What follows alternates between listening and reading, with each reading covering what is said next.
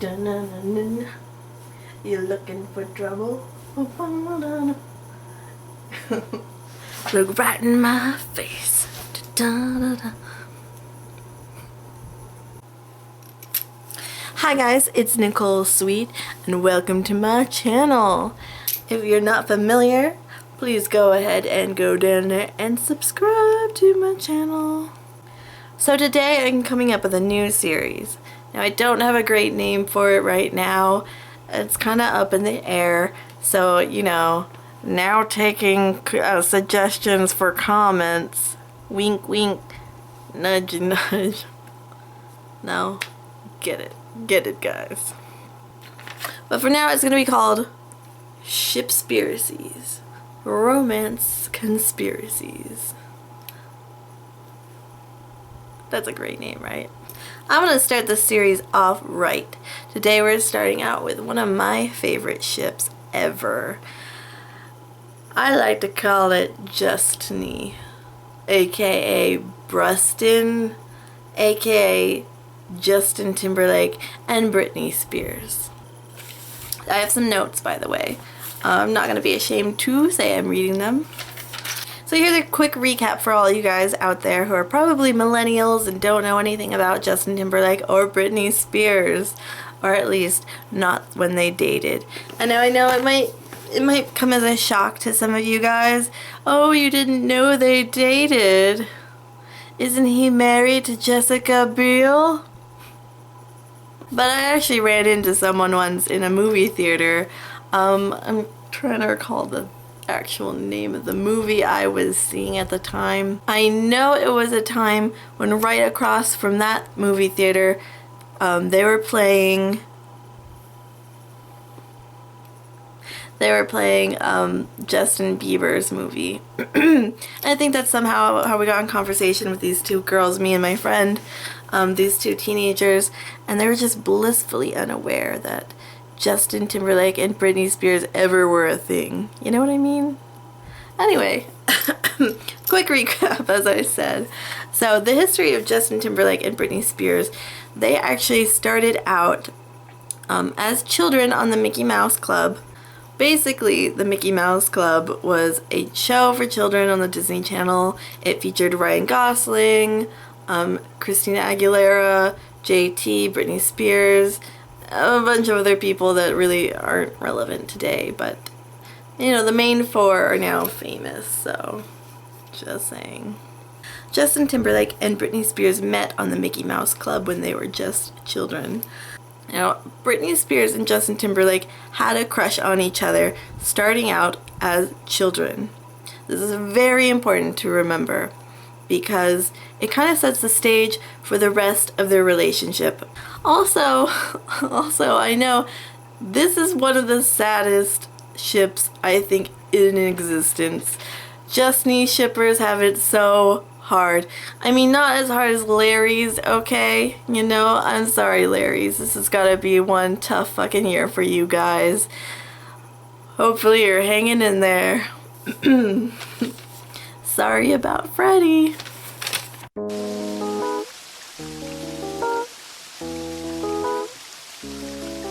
So Justney is not obviously a ship today, not real anyway. It's more like it happened and now they don't even communicate. So it's very hard to be a shipper in this day and age for Justney fans. So they went from the Mickey Mouse Club and they kind of grew up together. I believe Justin Timberlake and his mother housed Britney Spears for a while they were filming the show. She had nowhere to stay, her and her family, so they stayed with Justin Timberlake. It might be the other way around, but I don't think it is.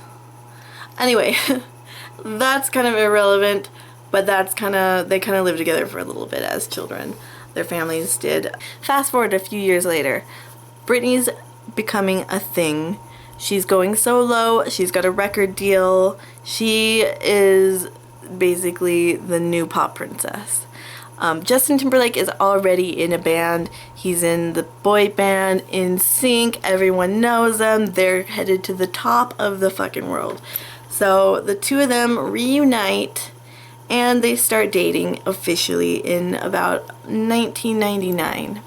So they go from 1999 until 2000.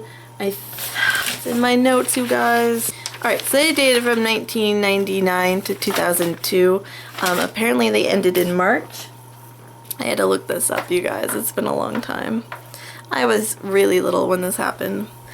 So they dated, they broke up, everyone kind of knows the story. Britney cheated on him, he went on a rampage, kind of to the, in the media. He was telling everybody about how she slept with him and lost her virginity to him when she was still saying she was a virgin at the time. She was still saying she was a virgin at the time because it was kind of important for her to be a role model to young girls. But then Justin Timberlake came over and he was telling everyone that, they had sex and just she cheated on him and all these kind of things that were kind of just brought her image down, okay?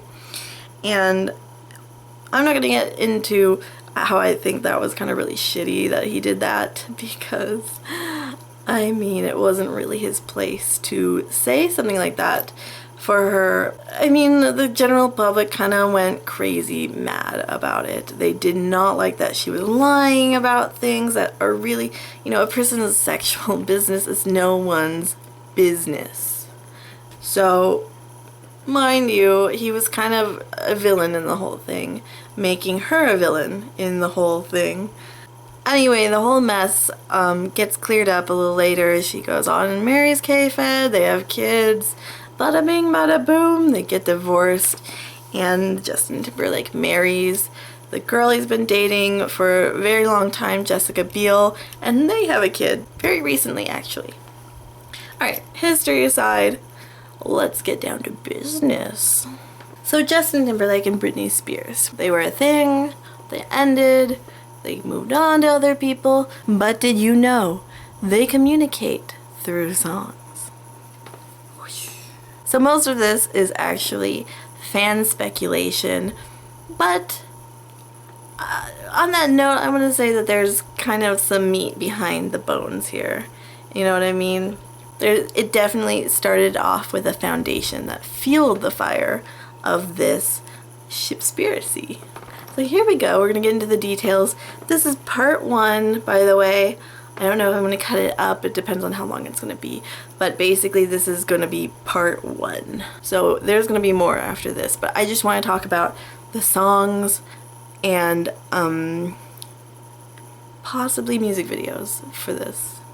There's a lot of information to cover, so sit tight and let's get into the wonderful world of Justney. Here's where I think it all started, okay? Justin Timberlake and Britney Spears performed, not really performed, they kind of made a song together. It's called What It's Like to Be Me, and it's actually the last track on Britney's album, Britney, self-titled Britney album, when she was still dating him. Now this is interesting, okay? This was the last track of the CD, the album, and it's track number 12. Not that the number matters, but this is going to come into play later, so hold that thought. So right after Britney gets released, Justin and Britney break up. Alright, they have their huge blowout. The world is devastated. There's no more denim on denim relationships out there. How is the world going to live? Like I said, I got notes, bros. Notes for days. So, Justin puts out an album in 2002, right after they broke up. Alright, it came out in November of 2002. So remember, they dated until March, and then they broke up, and then he released Justified, his album Pussified, as Britney likes to say, but Justified. He releases a song called Cry Me a River, which is not a good song. It's a good song, but it's not nice. He hires a Britney lookalike to pretend to be Britney in the song, or in the video, and the story is how Britney puts it. He called her up and he wanted to get back together with her, but he told her that, you know, I have this new song coming out and you're in it, and then she had the choice of either saying no, I don't want that on there, or yeah, okay, go ahead. And she didn't see it before he put it out. So she didn't know what she was getting into and said, yes, go ahead, release Cry Me a River. And then it happened and it kind of blindsided her. So there's a part in the video where he's doing a cry thing, right? Britney's response to this, as everyone knows, is every time. In every time, she also does the cry face. The single tear on the cheek. And she kind of apologizes to Justin, which after you see the video, you're gonna be like, why the fuck would you apologize to this asshole? He just kind of like fucked you over. But there's some other songs on Justified, I think, that earned the apology from Britney. So on Justified, there were several other songs about Britney. One of them is Last Night. Knowing that I would have walked across the ocean for you, he says, basically saying he was her man, he would have gone to great lengths to get back to her if she had apologized. Basically, that was the theme of this CD, this album. It was, please apologize to me, Britney, and we can get back together. But also, I'm going to sing a song with Cameron Diaz in it, in the video. There's a song called Still on My Mind, with the lyrics are, you were my soul, girl, I thought you'd never do me that way. Oh my god, his heart is broken. Okay, but here's the important one. On the last song of the album, he writes a ballad called Never Again, in which he says, all you had to do was apologize, basically. And that's where Every Time, I believe, comes in, because before that, Britney writes a song called Guilty. She doesn't release it to the public, but she does perform it at some of her concerts. You know, you can look up the lyrics to Guilty and you can hear it. I believe it's called Guilty, parentheses, Kiss. And I think the song samples Prince, so I think we should all give a nice silent moment for Prince, okay? Anyway, moving on. Guilty was meant to be on an album called Original Doll, which is one of the great mysteries of Britney Spears. It basically never happened, but there's a lot of demos out there that were supposed to be on the album. Guilty supposedly was supposed to be on this album before it got pulled. But here are some of the lyrics. I shouldn't write the lyrics down.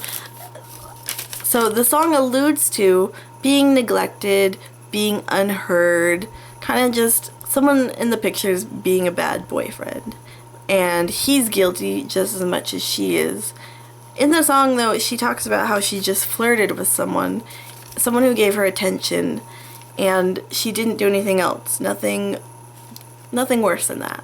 And that's where she's guilty. But he won't listen to her saying, I haven't done anything, I'm not guilty, you know, I've told you 1,000 times, you need to get the fuck over it, bro. All I want is you, basically. But, you know, Justin's out there saying, oh, she cheated. Everyone thinks she cheated on him with Rob. Was it Rob? Rob Wadeson? Wade Robson. Everyone thinks she cheated on him with Wade Robson. Everyone thinks that, you know, that she cheated on him with Wade Robson, the backup dancer. I think he was a backup dancer. I'm not sure. But anyway, that's the story that everyone's spinning, and then she's just this great villain, and her version is, no, I didn't do that. I did cheat on you a little bit by flirting, but, you know, you were neglecting me. This song never gets heard by the public, so the song that does get heard by the public is from her album In the Zone, in which she says, "I'm sorry." Interestingly enough, Every Time is the last song of the album. You know, except for that stupid remix with Madonna, but that doesn't really count. That's more like a bonus song, I think. But it is the last song. It is the last ballad, the last original song on the album. And it ties in with Never Again, which was his last song on his album. Mind you, In the Zone came out in 2003. So she had a year to, so In the Zone came out in November the next year. So his came out in November, December. Hers came out November, December. And there's really no question that she was addressing him in her song. Now, for most people, that's where it would end. Most people believe that's it, that's all there is to the story. Justney is no more. You're never going to hear about it again. Justin's moved on. He dated several people since then. Cameron Diaz, he went on to Jessica Biel, etc., etc. Well, he married Jessica, but I'm just saying. Alright, so 2004, Britney Spears becomes engaged to Kevin Federline. They marry in September, and then 2005 comes, and she has a baby at some point. Probably around 2004, 2005. She has her first child. Justin releases Future Sex Love Sounds in 2006. He releases it in September. Now, mind you, in September, Britney Spears files for divorce from K-Fed, okay? So his album comes out while she's having trouble in her marriage department. And there's a lot of media around how she's being cheated on. You know, K-Fed's never there. He's in Vegas. He's doing all these things. So there's a song that comes out, What Comes Around Goes Around. And you probably know it. It's one of the best songs I think JT has ever come up with. What Comes Around Goes Around. It's really about karma, basically. Like, you did this to me, now it's coming back to you, haha. And JT's kind of having the last laugh about it. You know, this is 4 years after his relationship ended, and he's still thinking about stuff, you know. He hires Scarlett Johansson to play this beautiful blonde. She's crazy. She's kind of eccentric about things. She's just really loose and wild, and she kind of cheats on him with his friend, and he catches her, and they're just having a really, really rough relationship. And at one point, she throws herself into the pool, or she's drowning in the pool, and he comes and saves her. Now, some fans have speculated that it kind of links to Every Time, where Britney's in the bath and she's dying, basically, which is pretty much what Every Time the music video is about, is her dying and then being reborn. So a little interesting. He can save her from drowning or dying, and he does. He chooses to in this video, but she essentially still drives herself to her death in the video, interestingly enough. I could say that a million times, interestingly enough. He also puts out another song, and I think it's the last song on the album, but I didn't write it down, so I'm sorry. I don't have time to get up and check it. It is 3 a.m. I need to go to bed. So the song is another song, parentheses, all over again. And it's a really, really, really sad, sweet ballad. I believe he played it while he cried at one point while he was playing it. And it's just kind of, it's just, you know, you need to look it up. Look it up, you guys. It's a good song. I like it. It's, so Justin Timberlake does the only thing he knows how to do. Put a song at the end of his album about Britney. Yes, this one is definitely about Britney. Not just the shitty What Comes Around Goes Around. I don't know what it is with him putting a shitty song out before a really good, nice song. But here it is. It's It's the last track of the album. It's called Another Song, parentheses, All Over Again. And the lyrics are, please give me another chance to write you another song and take back those things I've done, 'cause I'll give you my heart if you would let me start all over again. Reading on point, yes. Basically, it's a song how he wants forgiveness. He's done a lot of shitty things. He's written her some pretty shitty songs. And he said a lot of things in the media. And he really wants to take those things back. But not after shitting on her first. You know, I'm a Justney fan. And some of this stuff is like, oh my god, you're an asshole. Don't ever get back together with him, Britney. But as we go on, I'll explain to you why I'm still kind of a Justney fan. Alright, it's at this period of time Justin Timberlake starts flipping the finger during concerts, during Cry Me a River. He's very angry. He has a lot of emotions. He's crying during songs, he's giving the finger, Britney's breaking up with K-Fed, she has babies. It's a lot to process on either side. Now, Justin takes a break from music at this point. He starts going on his acting career, and he does write a couple songs, and he writes a few songs, but he doesn't actually do anything with them himself. He gives them away. One song in particular is Rehab by Rihanna. He gives it to Rihanna. At this time, Britney was having a really hard time. She had her meltdown. She was checking into rehab. It's very likely that Rehab was meant for Britney and that he tried to give it to her and she kind of turned it down. This is what I've heard. I don't know how true it is. Either way, it's a little suspicious. He writes something called Rehab and gives it off to Rihanna. He also gives Rihanna another song, Cold Case Love, which is, let's see, I think I wrote lyrics here. Now I'll never find the pieces of my heart. So it's about a love that was really great that ended. And it's a cold case love. Check it out, you guys.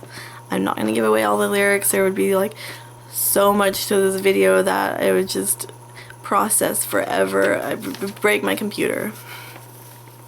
Going on. He writes another song for Reba McEntire. Reba? Is it Reba? Reba? Must be Reba. It's called The Only Promise That Remains. And I think he did a duet with her also, singing the song together. Anyway, he writes a song for Reba McEntire in 2007 also, called The Only Promise That Remains. There's no doubt I still love you. Love is the only... Oh, my love is the only promise that remains. The only promise that remains. There's no doubt I still love you. My love is the only promise that remains. So Justin's kind of saying that his love is still there for Britney, but it's only one-sided. His love is there. It's the only promise that remains. He still loves her. As far as I'm concerned, that's what it means. Anybody else can just fuck right off. I'm kidding. Okay. 2007, Blackout comes out.